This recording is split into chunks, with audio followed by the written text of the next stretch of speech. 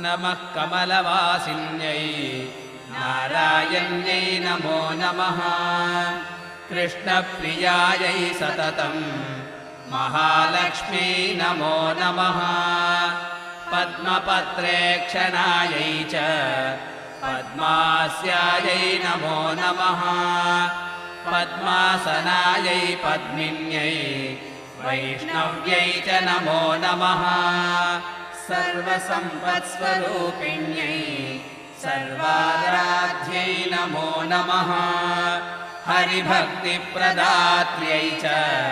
हर्षधात्र्यै नमो नमः कृष्णवक्षस्थितायै च कृष्णेशायै नमो नमः चन्द्रशोभास्वरूपायै